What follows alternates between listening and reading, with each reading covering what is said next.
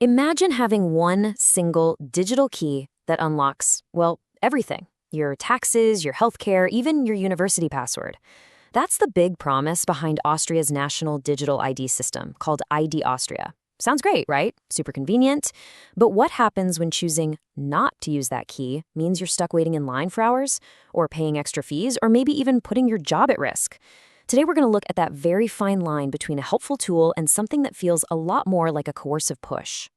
All right, so let's get right into it with a story from one of Austria's biggest universities, TU Wien. A little while back, a security incident meant that everyone, and I mean everyone, had to reset their password. Simple enough, you'd think. Well, it turns out how you did it depended entirely on one single thing. And here is the difference. It's a pretty stark contrast. If you had ID Austria, you could reset your password from your couch in like 2 minutes. Done. A totally seamless digital process. But if you didn't, oh, well, then you had to physically go to the university and wait in line for hours in the cold. It's the classic carrot and stick, isn't it?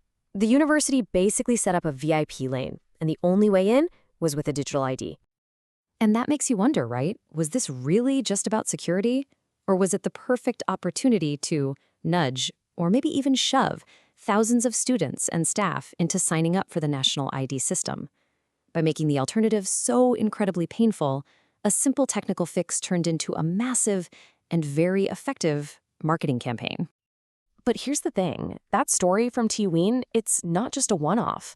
Let's move on, because this is actually part of a much bigger pattern you can see all across Austria, where not having an ID Austria is starting to put you at a real disadvantage. Take the world of education and employment. It's becoming more and more common. In several Austrian states, teachers can now only see their own pay stubs if they have the EID. The National Education Portal, for things like entering grades or signing report cards, is now exclusively for EID Austria users. And get this, in one pretty extreme case, a teacher who refused to use the system actually lost their job over it. And it's the exact same story over in the world of finance. If you're an entrepreneur trying to file payroll for your employees, you might find that the only way to do it is through a portal that's locked behind ID Austria. For a while, even if you wanted to invest in government treasury bonds, you needed the EID. And in some places, small businesses applying for tourism funds are feeling the pressure to sign up, even when the law says there should be other options.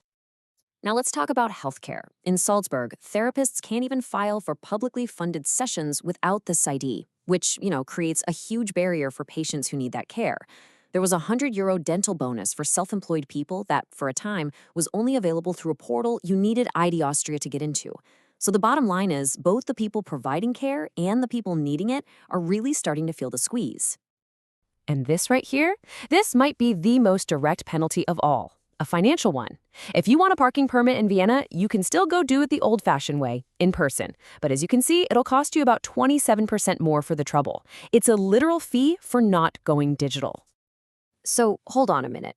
If this system is officially voluntary, why does it feel so mandatory?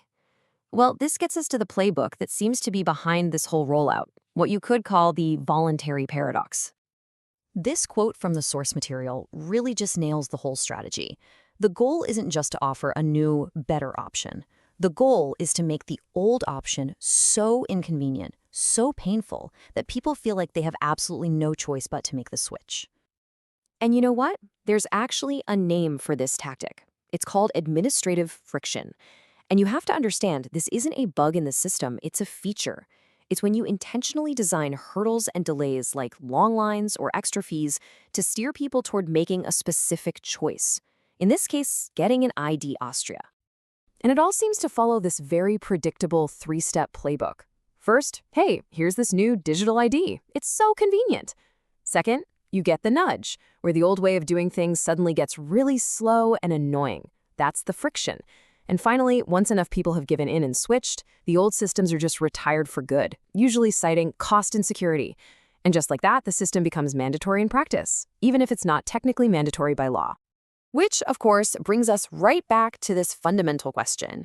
When you frame a choice like this, here's the easy way, and here's the way we've intentionally made super difficult, how much of a real choice do you actually have? So, where is all of this going? Let's zoom out a bit and take a look at the long-term vision for these kinds of digital ID systems and what the endgame might really be. This quote here is incredibly telling. The goal seems to be moving away from all these separate local logins and toward one single identity that's tied directly to the state. Your university access, your ability to file taxes, your driver's license, everything gets tethered to one central key, and that key is controlled by the government. And this creates an absolutely enormous risk, a single point of failure. Just think about it. If that one account is ever locked or flagged or compromised, doesn't matter if it's by a hacker or a government error, you could be locked out of every single critical part of your digital life, all at the same time. Yeah, the long-term implications here are pretty profound. Accessing services without a smartphone goes from being a right to being some kind of edge case. Privacy shifts from being the default setting to traceability by default, where every login just creates another digital footprint. And ultimately, the state gains the power to effectively switch off a person's access to modern society. And if you're thinking, well, that's just an Austrian thing, think again. 2026 is a hard deadline. By then, every single EU member state is required to offer a digital identity wallet to its citizens. This is on its way to becoming the standard across the entire continent. So what's happening in Austria today could easily be happening everywhere else tomorrow. So we land right back where we started, looking at this central conflict. On one hand, you have this undeniable convenience. I mean, who wouldn't want that? But on the other hand, you have this slow, steady consolidation of control. And the most immediate result of this whole strategy is the creation of a two-tier system. We're risking a permanent divide between the digital-first citizens who get to just breeze through everything and the analog citizens who are left to deal with a world of intentional hassle. You're basically creating a class of digital second-class citizens. And that leaves us with this one last thought.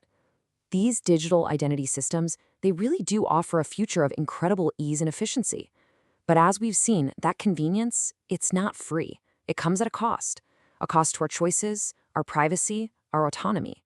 And so the real question is, when it's all said and done, who is it that ultimately pays that price?